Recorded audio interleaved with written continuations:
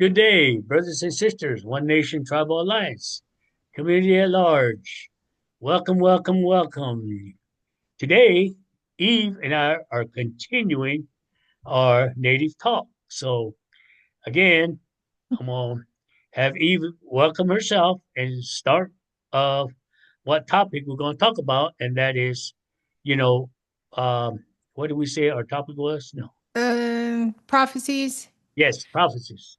Native and prophecies that we've been yeah. raised hearing while we were being raised. So go ahead, you introduce yourself and Hi, everybody. My name is Eve Howard. I'm an enrolled band member in the White Earth Band of Ojibwe, which is in Minnesota. And it's like one of the biggest reservations in Minnesota, but it's also the poorest. So, so anyway, like some of the things I have a podcast, so I also do like shows on mine, and that's on Rumble. So you'll find like Prime. Under Prime Declassified podcast on Rumble, you'll also find a couple of other episodes of Prime Indigenous, which is also like a second podcast that I was doing that is more towards my Indigenous people or the spiritual people, that are working together in conjunction with everything with raising, you know, everybody's vibration to healing the earth, to, helping others with whatever it is that they're, healing or coaching, life coaching, anything like that. So like some of the things that we were going to talk about, I was like, I was talking to Greg and I was like the Lakota prophecies that kind of stick out to me. I'm not actually Lakota, but I have lots of friends that are Lakota, so I've was able to speak with some of them, kind of get a little bit more information. And this is a prophecy that features like the white buffalo calf woman. And, I mean, there's been a couple of white calves that are born every year, but that doesn't necessarily, point to the return, is what I was like actually told. So, there's so many of them that are actually born. So we're not really aware if the actual buffalo that was prophesized to be born, which would also tell us about the return of the white buffalo calf woman. So I guess according to legend, she was on the prairie and she had brought sacred teachings and a sacred pipe to the Lakota people, and she had promised that she would return. When she returns, there would be a birth of a white buffalo. So, I guess we can go more into the prophecy and the significance of her and what it is in Lakota tradition. She's a very supernatural spirit, a very powerful spirit, and she's also, a very beautiful woman. And so when she comes upon the prairie, she's met by two people. One was a male who had very bad intentions and wanted her for himself, and the other male was, listening to everything, the knowledge that she was bringing, and was being very respectful towards her. And the guy that wasn't being respectful didn't make it. But I guess she had showed up during a time when the Lakota people were having a lot of hardship, not having enough food, clean water. And she was supposed to bring like these seven sacred teachings or seven sacred rites, that she had brought also with the sacred pipe. And this was including teaching the people how to pray and to use the pipe correctly, to be able to connect with the creator, and also, be able to connect with nature and with each other. So the pipe is actually a very important element of the Lakota people. which is, their entails their spiritual traditions and the things that they use during prayer or ceremony or dance. Um, and the white buffalo woman, it was promising to return in the form of a white buffalo calf. So she was supposed to actually take the form of the white buffalo during a time of great trouble or need. And this was to restore harmony and balance to the world that was experiencing, a lot of um, upheavals, mothers in trouble, their planet, where the earth that we live on, is in trouble. And I mean, I've done some healings for her in the past, and had a lot of SAR people and ships show up to witness this healing that that my medicine man and I kind of drew together and did. And this was in June. I'm gonna say somewhere the full moon in June of 2021 is when we did this ceremony. So we're looking at a lot of the symbols of renewal and harmony that are just kind of lacking at this point in time. There's a lot of prophetic gloom and doom kind of, and I'm not scared because I know that we're made up of eternal energy, and energy cannot be destroyed. We are, you know, I just don't see the point of coming out and like saying all these things and scaring people, because like the main point of it is that we are going to move together as together, humanity together, working, without fighting, respectfully looking out for each other, having compassion over this fighting over, you can't even bring up a topic online anymore without people bringing, politics or religion into it, and it has absolutely nothing to do with any of that. So, I mean, what Greg and I were talking about was, there was like an issue that someone had an issue with something that he was saying, and I mean, this is it right here. This is, our First Amendment choice to, we get mad at Facebook and we get mad at YouTube for, any type of censoring. But, we're so quick to censor somebody else when what they're bringing up is what they feel, that's their belief system.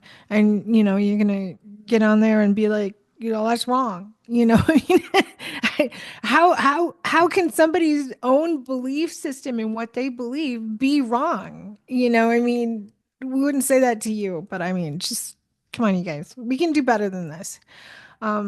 It's been a lot of, I wouldn't say fighting. It's just, we need to be able to work together a little bit more, to be able to connect with each other. And I think that's one of the reasons why this prophecy just kind of hits home with me, is that it's a sign of new beginnings. Not only with each other, but with different races or different colors of the medicine wheel, which is black, white, red, and yellow. And this is our chance. This is a chance for humans, and we have to be able to just step forward into that, and to be able to help each other out. We always hear stories about, where something really bad happened, and these people came forward and they all kind of connected, and they worked together. And it was, it's always brought such a beautiful piece of, just hearing something like that. It hits you like right here in your heart space, that you can put aside, anything that you might feel about somebody else, and to be able to just do what you naturally we should be doing, which is, assisting others. So,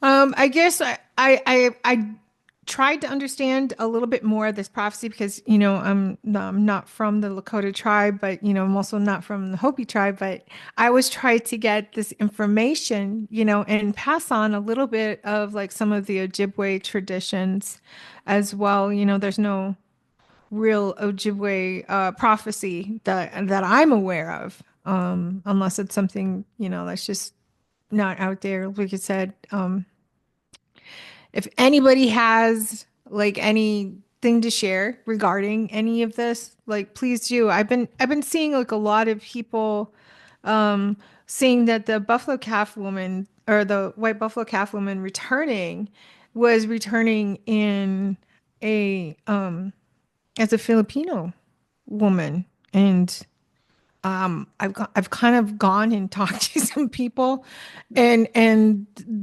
they're like, no, it's not a literal. It's not literally, a woman of Asian descent.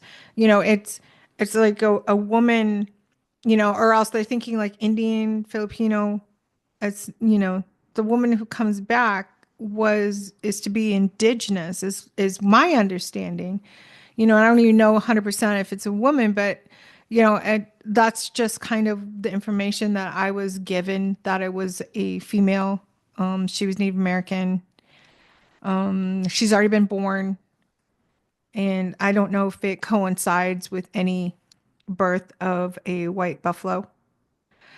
But that's all that I really know on that. And also, I guess when she coming back, she's going to be like, there are things that we need to fix, that we need to take a really long, hard look at, and that's like using of fossil fuels and everything like that. We're going to do like a complete loop where we're going to go back and we're going to return to our roots, which is something that Greg and I both, you know, really agree on, is that we're going to, almost take a couple of centuries back and go through like dealing with, growing our own food, using medicine from the earth, helping each other out. It's not just us against them. It's all of us working together to be able to complete this loop, that the or spiral. I guess I've heard spiral loop. It's, time is not on a Well, timeline. well, that's cool. That's more of what I heard about white buffalo. A lot of people ask me about that. I said, that's more Lakota or the Plains Indians prophecy. I'm from the Pueblo, Hmm. and um, our prophecies basically say things that they point out, which is, is happening. They said there's going to come a time where people are going to hate each other. There's going to come a time when sickness is going to come around to where nobody will know how to take care of it, to where it's going to wipe out a lot of people. And, there's going to become a time to where, you know, this, you know, transgender that they're talking about, you know, it been prophesied long, long time ago. Zuni had his first transgender back in 1800s. His name was Weewa. He was the first transgender that went to Washington. He was a male, Hmm. and he dressed up as a female, and all the people up there. He did some entertaining out there, and everybody thought, he was a woman until at the end when he took off everything. He says, "I'm a man. I just like being dressed as a woman. I was a man born in a woman born in a man's body." But he Hmm. would tell him, and of course, it was documented, and his name was Weewah, Weewah. You can look it up. He's on there, but these things that the elders talk about. Boys want to be girls, girls want to be boys. And we see it in my family. I see it, but you know, what do you do? Do you turn your head and walk away from it, or do you? you know, accept it, Hmm. and, you know, I've had, nieces, nephews, whatever, come up to me and says, I'm gay. And I said, I love you. That's all I say. Hmm. They said, that's all you're going to say, uncle? I said, yeah, that's all I'm going to say. And I said, they said, why don't you, why don't you say it? I said, because I don't care what you say or whatever. It's who you are. Your spirit is who I love. Your body is you, you know. So it doesn't matter what you say. In the Zuni prophecies, we always talk about, one day this world is going to starve like it did before. And they were talking about the elders were talking about the Great Depression. When the depression hit, yeah, the big cities they all starved. But in the native countries, nobody starved because we were self sufficient. We had plenty of food for ourselves. And even when the Spaniards first came to America, Zuni was the first contact from the Spaniards coming from Mexico. Zuni was contacted uh, back in the 1500s by Fray Marcos de Niza and Estebanico. Estebanico was a Moroccan slave that shipwrecked with Cabeza de Vaca on the Florida Keys, and Cabeza de Vaca and Estebanico followed the coastline of Gulf of America now. But they followed the coastline, and when they came to Mexico, Coronado was there. And so Coronado figured that since Estebanico had encounters with some natives, he sent Fray Marcos de Niza, which was a Catholic friar, and 3 or 4 soldiers to go north to see what's out there and to look for some spices. So they came, and Zuni was their first contact.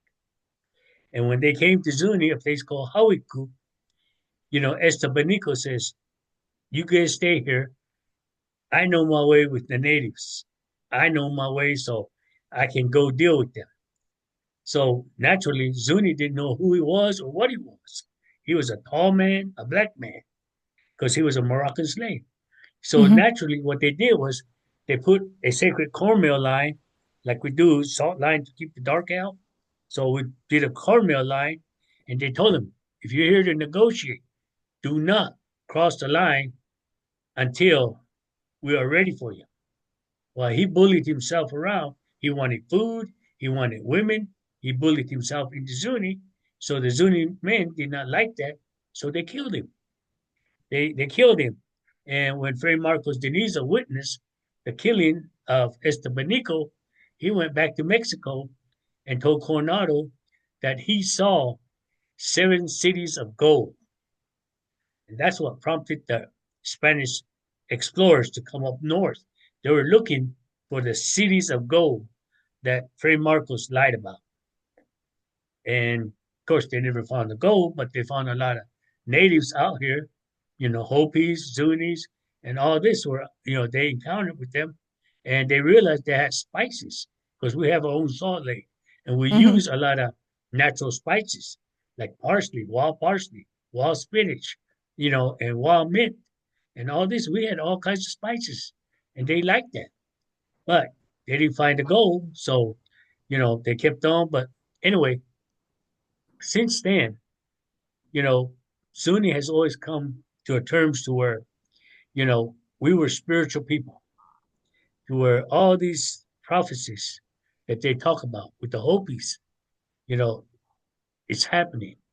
We're happening, but prophecies of the 4 stones, which is like the medicine wheel, like you said, the red, the black, the white, the yellow. Those stones went out. And if you look at the elemental square of the medicine wheel, that is at the 4 corners of the United States.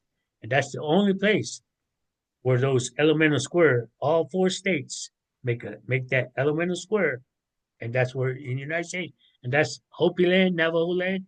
and Zuni in all this area, in the area.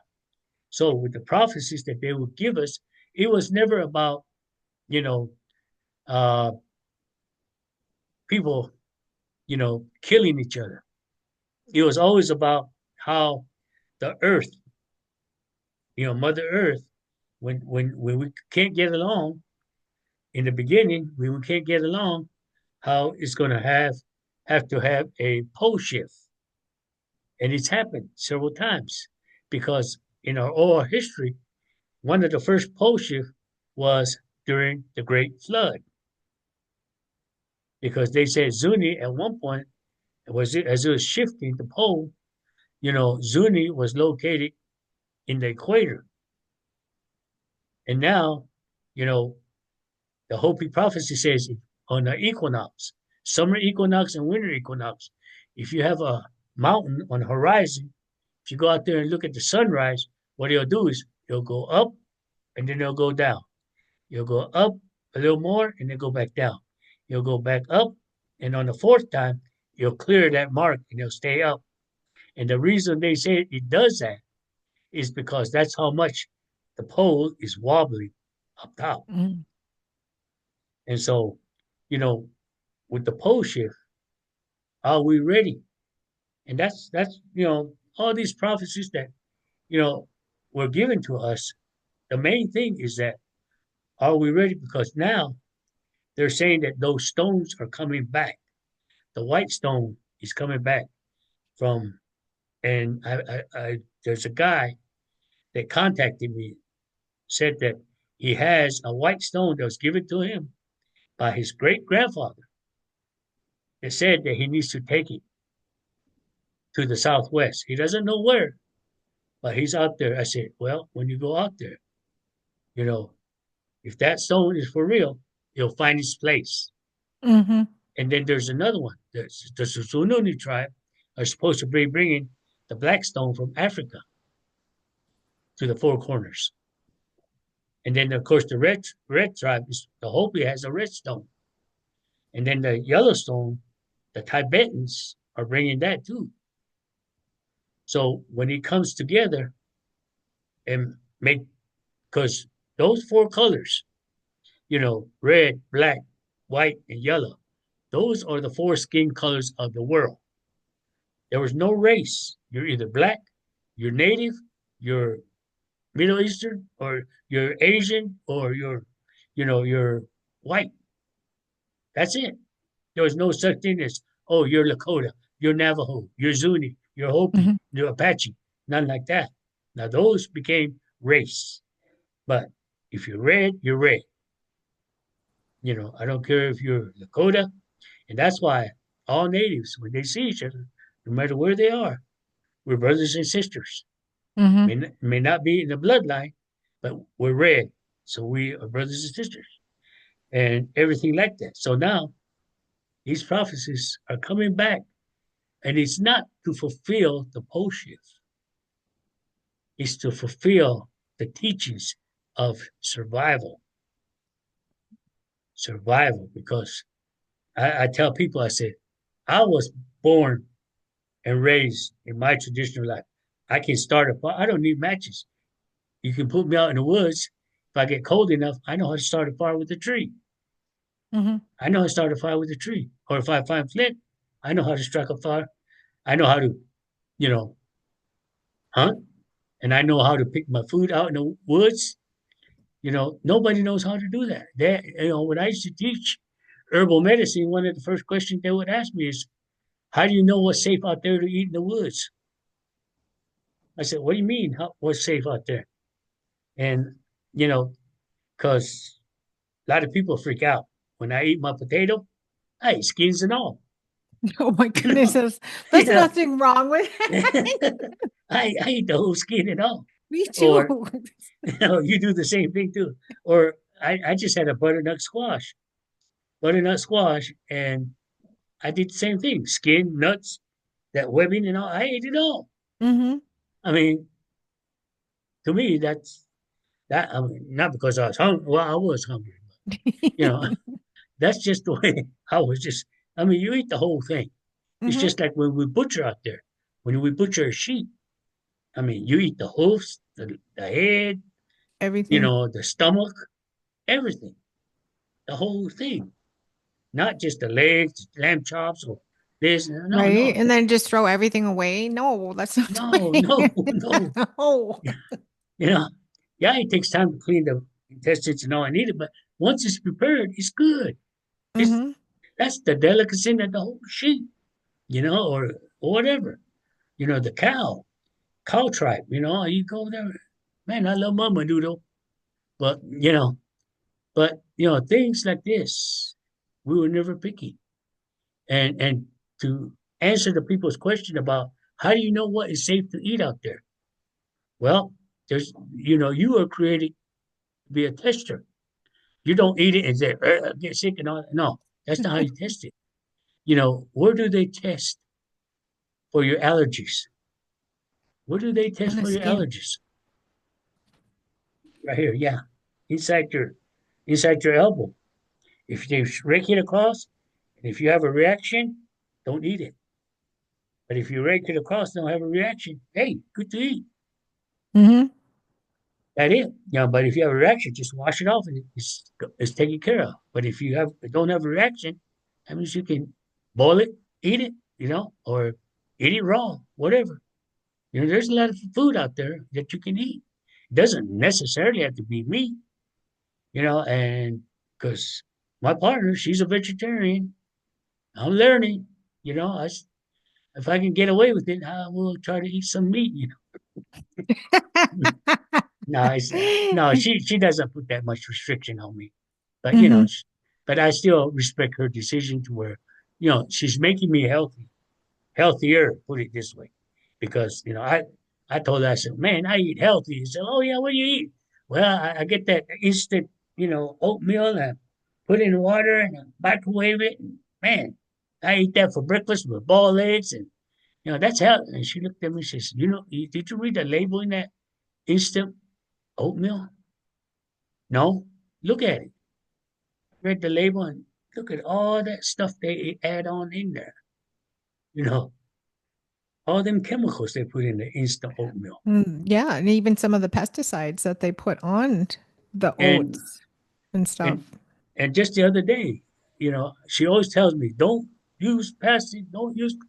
And I said, okay, okay, okay, And but the other day there was a doctor that came on television and was talking about Alzheimer's, and he said a lot of people that have Alzheimer's disease or dementia, they said, I guarantee you, they have at least a tablespoon of plastic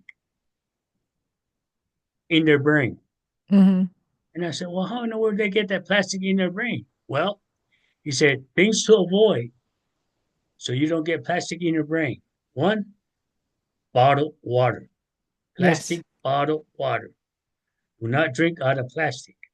Number two, if you're going to heat up food, don't heat up food in a plastic bowl in a microwave. Mm. Don't use plastic utensils. He says, you don't realize it, but when you scrape, those little plastic particles are coming off that. And guess where it's going? Up to your brain. What she's saying. I Yeah. said, wow, wow. I use He said, bamboo. bamboo, bamboo. Bamboo, because I couldn't do metal anymore. I would go to like, metal spoon or a metal fork, and as soon as I would get it near my mouth, I'd start gagging because I couldn't handle the metal. And I was like, what is wrong with me? So I switched to bamboo and I had no problem. Good. Well, so basically, the bottom line to the prophecies are if you listen all the way through back home from what my elders are saying, yeah, it's scary in the beginning, but you continue listening. They teach you survival. That's why they tell you. That's why you need to learn how to get up early. Do your prayers. Go out, you hunt, get blessed. Take care of that animal that you had just taken for your food, or if you're farming, when you go plant the seed, you talk to mother. Thank you, mother. Take care of my seeds. These are your children. Thank you for a Hmm. wonderful harvest. Always say thank you, the outcome of your plantation. You know, keep this, plant healthy to where I want many more, and you talk to Mother Earth and you plant and you pray and you thank him. You thank as you plant. And believe me, when that corn comes out or that squash comes out or whatever when it comes out, it's gonna be plentiful. And people people say, wow, not just nowadays it's just tractor cruising down with the planting itself. Hmm. That's not how you're not really allowing mother to be recognized when you plant, when you do it that route. We Yeah. live well, the other day we were driving back from where we at, we are driving back home. I looked out there and there was a team of 5 horses and an Amish man standing in the back of a big plow, and they're already plowing their fields, getting ready to plant. They Nice. don't plant with tractors. They No, got they they got don't. horses out there. Yeah. And then we come across this. Oh, here's a You'll Amish see them with the buggy. plows Yeah, Amish outside buggy, out and there. ladies just buggling down the road. But Oh, they're that's gonna they're gonna have no problems yeah, at all. yeah. But some of us city slickers will because we don't forgot how to tan leather. How to Hmm. make your own clothes. Sew, Hmm. sew your own clothes. These things that I keep going, Grandma, what are you teaching me how to sew for? I don't need to sew. You got a sewing machine. What you just burn? She says, no, we're not teaching you how to do it like that. Do it by hand. Everything was by hand. And Hmm. my grandpa used to say, do it by hand. But we got this, we got this. Don't worry about that. What if you didn't have it? Act like you don't have it and do it. Learn how to Hmm. use the hard way. And then when it comes to it, that will make it easier for you. But if that thing gives up, you know how to do it by hand. You can do it. Don't make it easy because nothing, anything that's rewarding doesn't come easy. So, you know, we have to, know, everything we do nowadays, we're hoping to get back to the old time, like it used to be. I'm trying to convince my tribe, look, we got to get back into self-sufficiency. Oh, they're everybody griping about, what's going on with Doge and everything. I said, don't worry about Doge. Worry about these fields out here. That's Hmm. what's going to feed you. You know, don't worry about McDonald's because half of that stuff is not even real. It's not even real food. Yeah. So, but what you plant, what you cook, you know what you put in that food. There ain't no preservatives you put in there. You just cook the way it is, when it comes out. It's good. Hmm. So these are some of the things that we have to be looking at when we do, you know, when we talk about, you know, prophecies and all that. Yes, we need to go back into it. We need to go back to the old ways. Learn about weaving. They're teaching people. My nephew can weave pretty good. He can weave mantas, scarves, sash belts, whatever, Nice. and beading, the decorated beadings. Go back into that. Go back into your artwork, your crafts. Hmm. Yeah, because we're Because not gonna we're not gonna have our phones in front of our faces. What are you gonna do? Well, people used to read back in the day, but they didn't want to use up their candles. So they would only read until the sun went down and then they would put it away.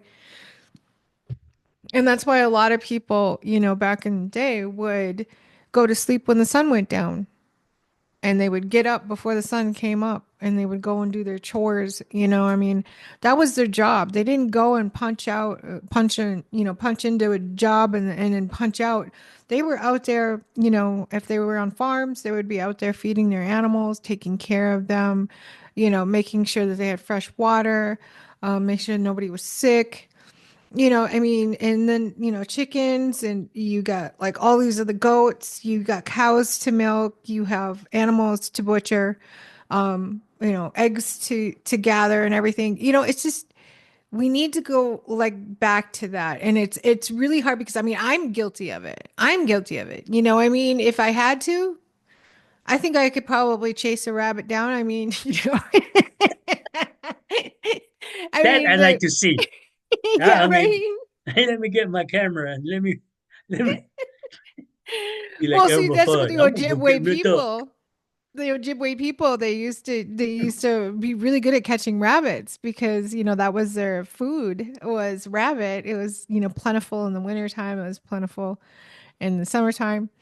But they'll go a certain way and then they'll go this way or else they'll go that way. And you have to be able to to intuitively figure out how to catch this rabbit. But somebody told me once, and I don't know how true it was, but they're like, you know what Ojibwe means? And I was like, what? And they're like, rabbit choker. And I was like, seriously? No. But I've heard it a couple times, so it's quite possible that that is true.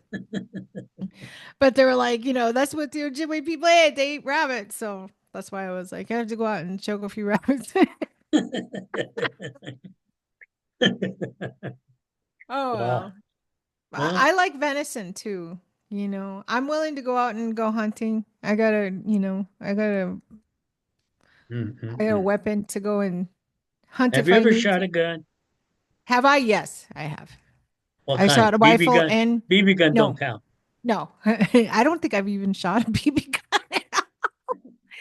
No, but I like knives and like probably I did bow and arrow when I was younger. But I really liked crossbow better. But yeah, you know, knives mostly. I have a set of throwing knives that I keep on my bed, so if anybody were to enter the house, they're gonna get Knifed. something thrown at them. Um, but yeah, I mean I've gotten really good at cooking, without recipes, just like, oh, throw this in there, throw that in there, and oh, it's good. Just being a full-time mom and going to school full time, and I didn't cook as much as I wanted to because it was like my kids, as I got older, they cooked. My Hmm. daughter's really an excellent cook. She's also an excellent bead. She can bead really well too.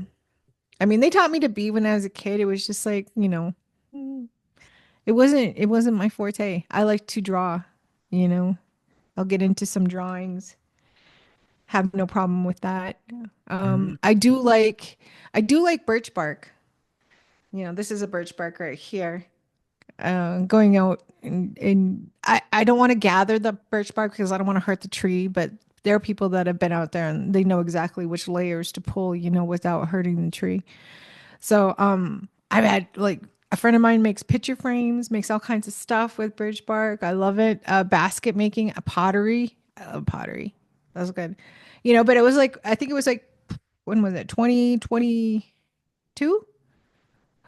It was like all of a sudden one day I was just like, they're like, you need to get a tent. You need to get some, I don't know who was telling me this, but probably my guys there. You need to get a tent. You need to get some chairs. You need to get, they were telling me all the stuff that I need to get.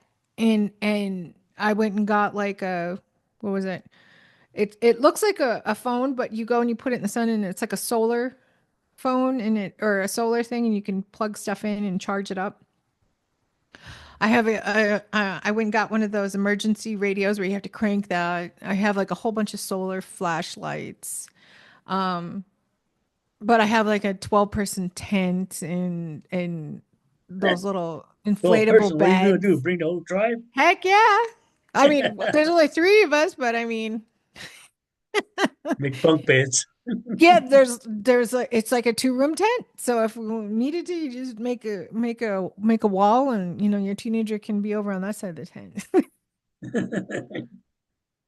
Okay. But it was like gift foods. I have like a bug out bag. So I have like this backpack, and it's got like water in it. It's got I have like a whole bunch of water too. But I remember doing all this when I was a kid, when we would go camping, we'd go to powwows and stuff. You'd stock up because we were a concession. So, we had to have everything. We had to have the water. We had to have it all. I remember, we'd be cooking out. Well, my mother would bring her fryer and stuff for the fry bread, but everybody cooked out on the campfire. Yeah. Yeah. I went to the Montana Fair once, and we were the only ones. Concession pulled up in a car and a camper, and everybody was TVs and horses.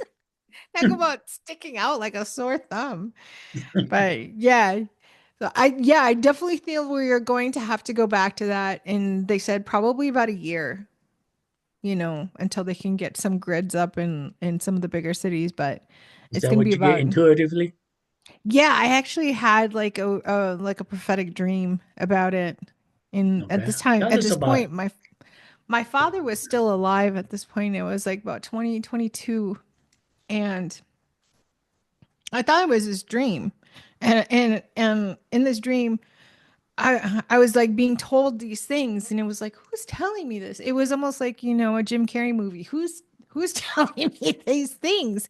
Yeah. But it was like this voice told me, they were like, go to the castle on the hill. And I didn't understand it.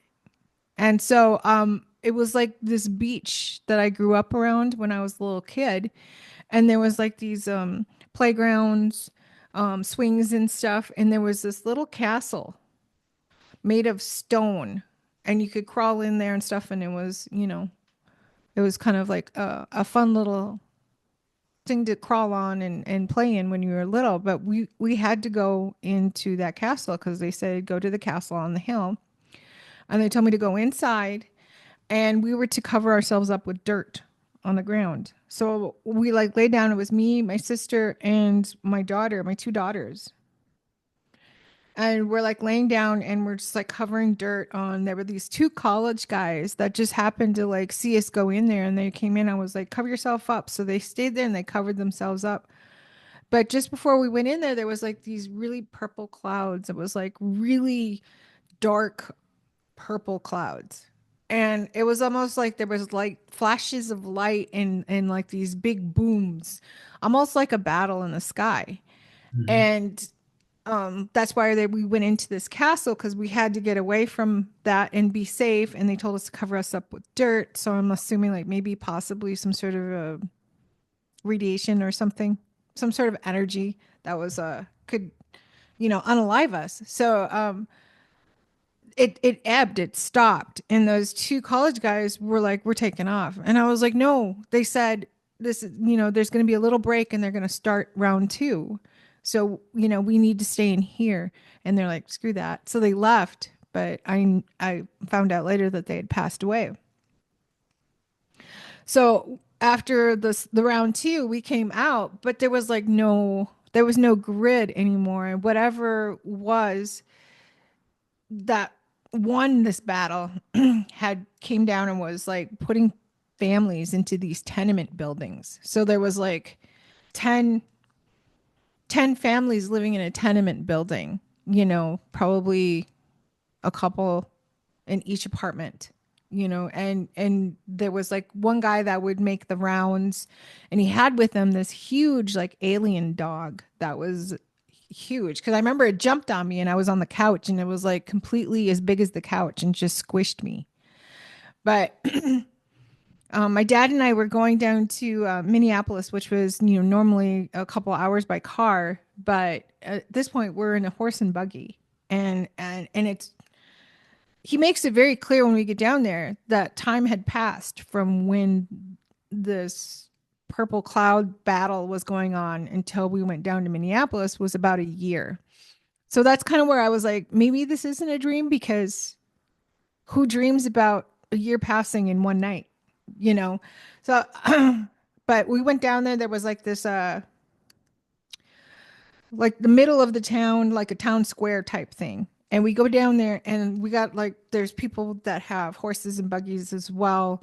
And my father mentions to me, because he's like, look, and I look over there, and there's like this restaurant tavern type thing, and they have electricity on. You can see lights inside of their establishment. And he's like, it only took him a year to get the grid up, and it's only in some areas. So like the populated areas will get the grid up, and then, it'll restart again. But I don't know. I mean, doesn't it sound weird? I mean, Tesla was talking about being able to use free energy from the ground.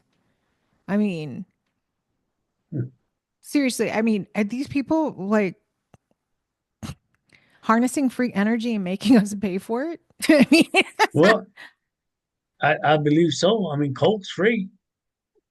All they doing, I mean, I don't. Water is free. You go to Hoover Dam. It's got the biggest hmm hydroelectricity out there. I mean, it. A lot of electricity coming out of that just because of water. hmm And all this kind of stuff. But who knows? I mean, I like like Zuni. Zuni's getting supposed to be getting a high speed internet since. I mean, since a couple of years ago, they started getting high speed internet. But a lot of people, they give them for free, free internet. But a lot of people don't want it. A lot of people don't want that internet in their hmm home. We have one cell phone tower in Middle Village, not in Middle Village, but outside the village. And hmm when everybody gets on their cell phone, you'll be lucky if you can get on.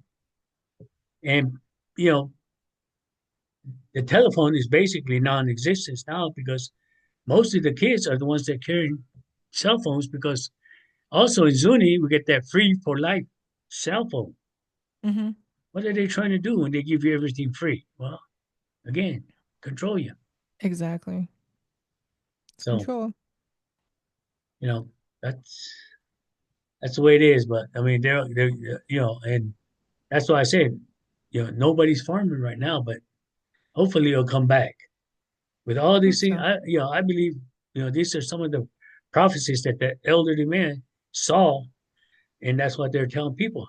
Do not forget your ways of survival, hmm and that's why, you know, I, I'd like to somehow pass down how to build a fire with a tree out there, or hmm whatever, however you can. It's not hmm that hard. It's not that easy, but anybody can do it. Building a fire, you mean you can cook your meat, whatever. But just not only building a fire, but how do you filter water? Filter water. I mean, how, go to the ocean. It's Yeah. all salt water. You can't survive on salt water. So how do you get fresh water out of it? Well, you get a big plastic. You cover the water A tarp, in a big or plastic, and all that evaporation goes to the plastic. You save the evaporation. That's clean water. hmm It's not salt water. So yeah. there's a Back in the lot of day, they used to ways. boil water. You know. Yeah. Well, boil water and you know. So what do we do next? I don't. There's so many things.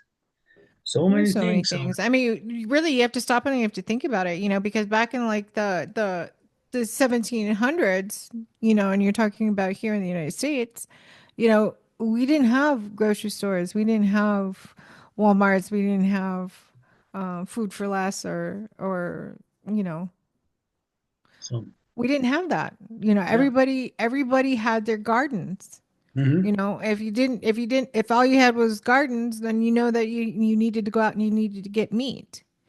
But when you go and you take down such a big animal, you can't, there's no way to put it in the deep freezer because you don't No. have the deep freezer. So what you have to do is it becomes a community meal Yeah. where everybody comes in and takes it. Maybe somebody comes and takes a little bit extra so that they can dry out the meat. So there's jerky and stuff. Yeah. I mean, we need to be able to go back to those roots. I know that I was like given very limited, but I mean, I can go out into the woods and find medicine, in my Yeah. area because, I was taught in my area. But I mean, if I were to go to, Arizona or anywhere else, I wouldn't, I wouldn't Yeah. know.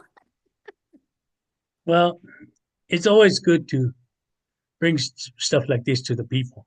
hmm So again, this is going to be our native talk for this week, and next week we'll come up with another topic and we'll talk about it. Otherwise, maybe So someone can come up with a topic tonight when we have this on. Someone. okay. All right. All right. Well, I will I'll show say you this it. is it, but don't get off yet. Don't get off yet. Okay, So, I won't. so thank you for watching, and we hope you get something out of it. And we'll see you all next time. And like and subscribe our channels. And you have a wonderful day. Bye bye.